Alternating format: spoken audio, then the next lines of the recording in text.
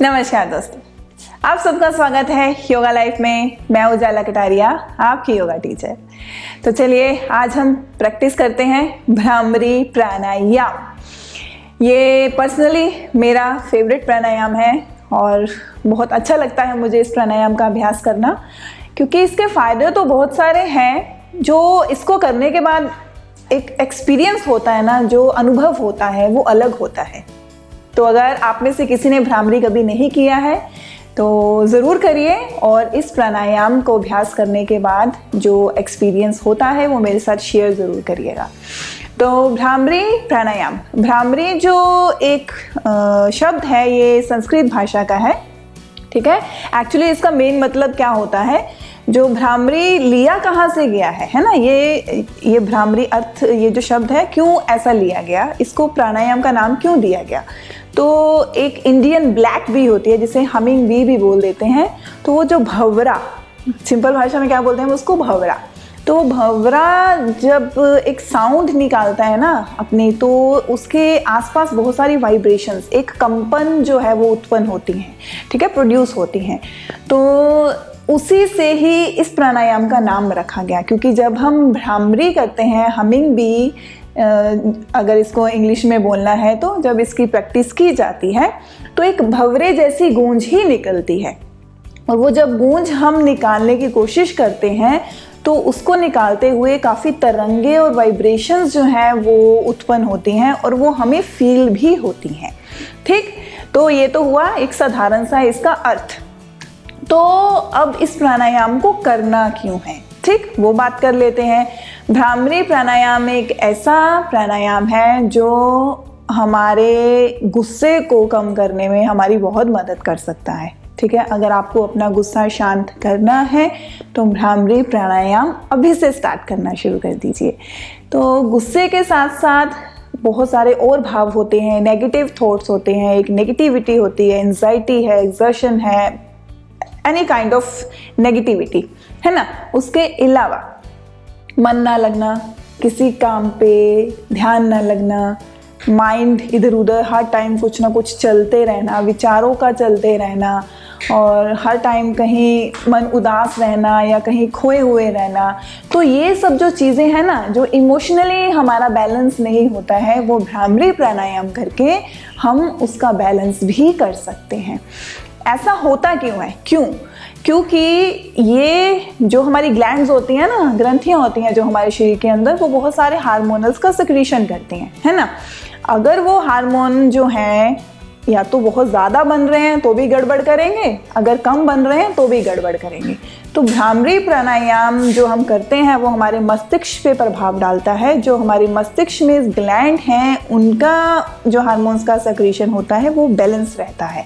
So that's why जो mentally disorders होते हैं, गुस्सा वगैरह जो भी है हमारा यहाँ से कनेक्टेड होता है, तो वो कहीं ना कहीं कम होने में हमारी मदद हो सकती है, ठीक। उसके अलावा जिनको नींद नहीं आती है ना, रात भर जागते रहते हैं, आंखें खुली रहती हैं, उनको अगर ऐसी दिक्कत है तो वो अपने बेड पे लेटने से पहले या बेड पर लेट कर भी ये प्राणायाम आप अपने बेड पर लेट कर बहुत ही कंफर्टेबली अभ्यास कर सकते हैं। एक यही प्राणायाम, ठीक, बहुत अच्छे से इसका अभ्यास कर सकते हैं।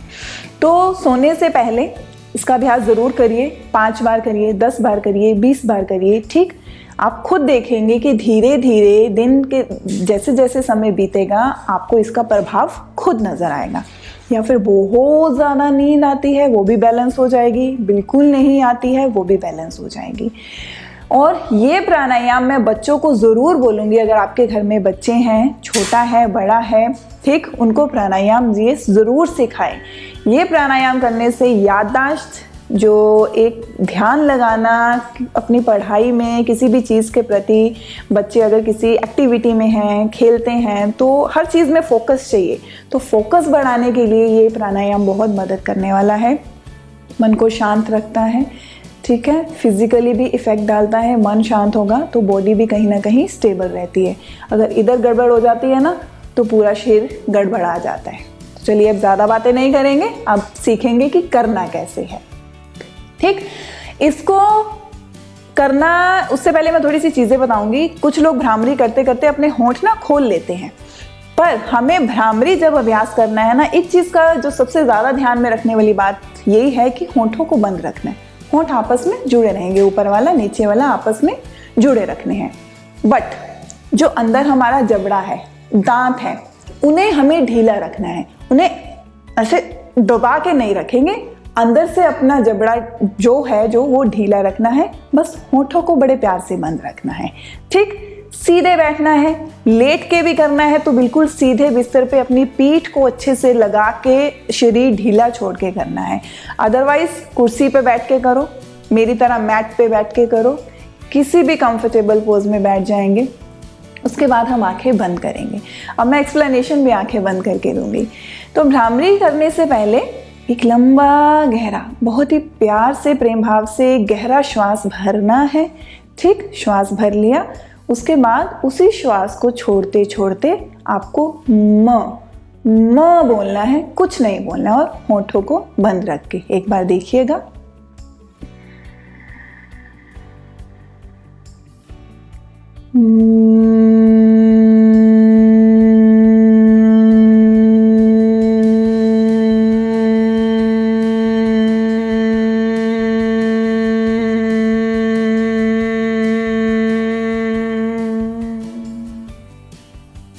इस तरीके से मैंने सिर्फ एक ही बार किया। अभी वो जो होंठों से एक कंपन उत्पन्न होगी ना, वो आपको पूरा यहाँ फील होगी।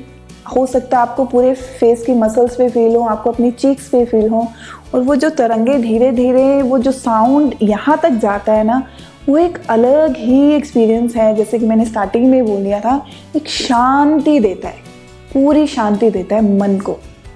वो शांत भाव एक बाद में एक हल्कापन महसूस होता है, समझ सकते हैं आप।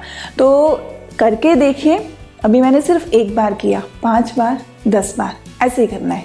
होंठ बंद, लंबी श्वास ली, उस ली हुई श्वास को धीरे धीरे, एकदम से नहीं, फिनिश नहीं कर देंगे। लंबा गहरा श्वास छोड़ते हुए गहरा लेकर जाना है इसे भी। ये तो मैंने किया बहुत ही आराम से बैठ के। हो सकता है आपके आसपास डिस्टर्बेंस हो, कई बार ट्रैफिक का आवाज़ होता है, बहुत सारे हॉर्न्स की आवाज़ आती है, आसपास बहुत सारे लोग बातें कर रहे होते हैं। तो उस सिचुएशन में हम क्या कर सकते हैं, 2-3 जेस्चर्स हैं जो ले सकते हैं। सबसे सिंपल वाला बताने लगी हूँ।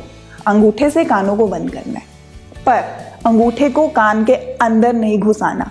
अंदर नहीं घुसाना, ये मिस्टेक बिल्कुल नहीं करनी है। ठीक, तो ये जो छोटा सा कार्टिलेज होता है ना कान के बाहर, ये छोटी सी, ये एक मांस का टुकड़ा सा कार्टिलेज बोलते हैं जिसे, उस कार्टिलेज पे अंगूठे को रखो और उससे कानों को बंद कर दो। अब बाहर की आवाज़ सुनना बंद हो जाएगी।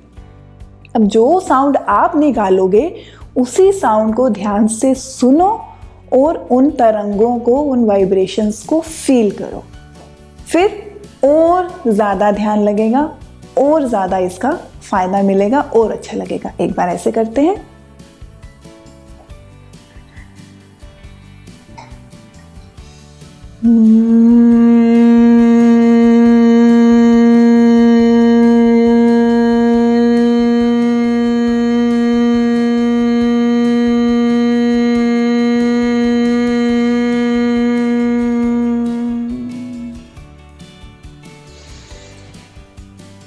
इस तरीके से, ठीक है। 2 तरीके हो गए।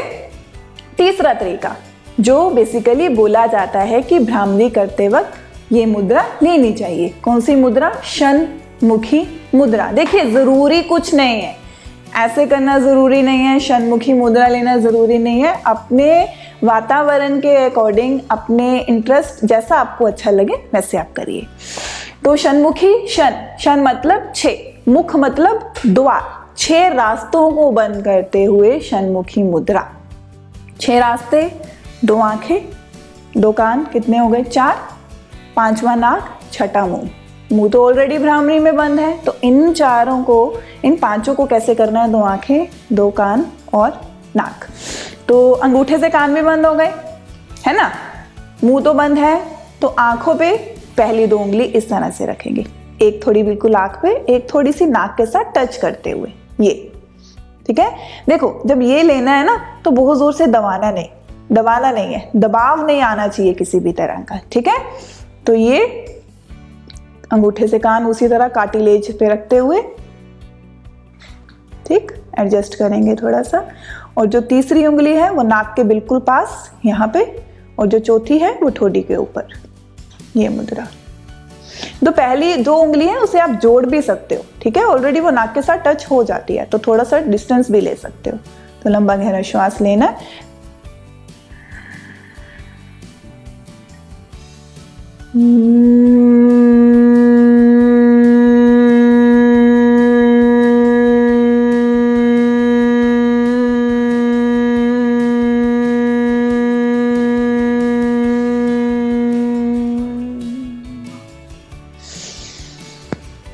और धीरे से वापस।